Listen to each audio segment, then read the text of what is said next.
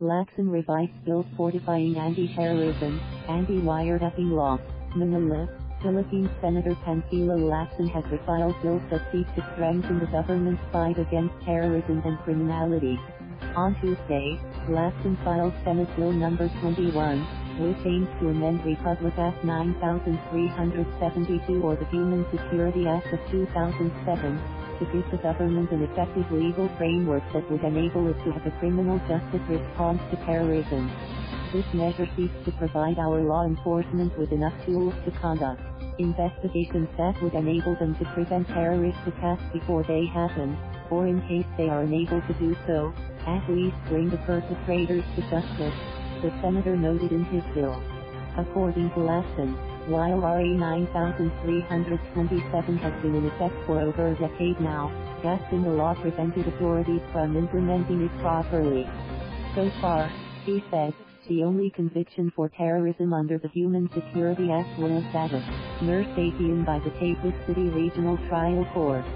The senator also pointed out that the occupation of Marawi City by mob group in 2017 shows a loophole in the current law that leads to the conclusion that we still do not have an effective legal framework that can empower the government to address terrorism as a crime. Under the proposed measure, terrorist acts are punishable by life imprisonment without parole.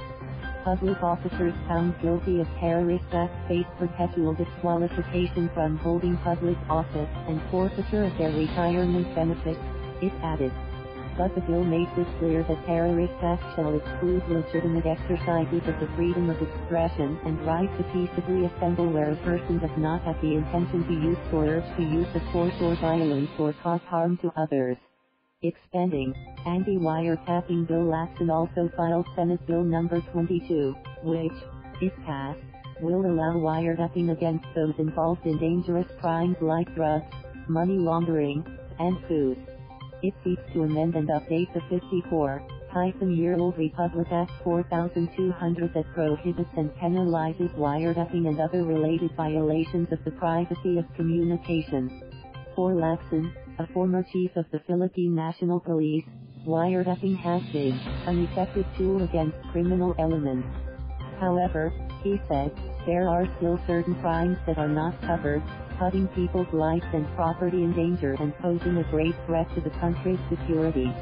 The peace and order situation in the country gives testament to this fact, and thus, it is imperative for us to revisit RA 4200 in order to further enhance its effectiveness, Lacson said in a statement. Senate Bill No. 22 seeks to allow law enforcement for military officers authorized by the court to conduct wiretapping against persons involved in coup d'etat, conspiracy, and proposal to commit coup d'etat, robbery in bands, brigandage or highway robbery, illegal drugs, and money laundering. According to Lacson, the current law only allows wiretapping against persons involved in treason, espionage, provoking war and disloyalty in case of war, piracy, mutiny in the high seas, rebellion, conspiracy and proposal to commit rebellion, inciting to rebellion, sedition, conspiracy to commit sedition, inciting to sedition, kidnapping, and espionage and other offenses against national security.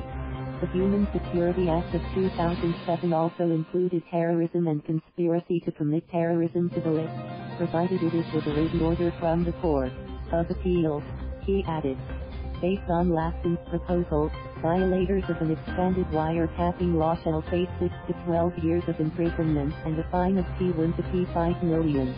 Meanwhile, those who manufacture, assemble, sell, import or distribute wiretapping equipment without securing the needed permit may face 3 to 6 years in jail and a fine of P500,000 to P2 million. Their equipment will also be automatically forfeited in favor of the government. Catherine G. Drainida. Thank you for watching. Please subscribe.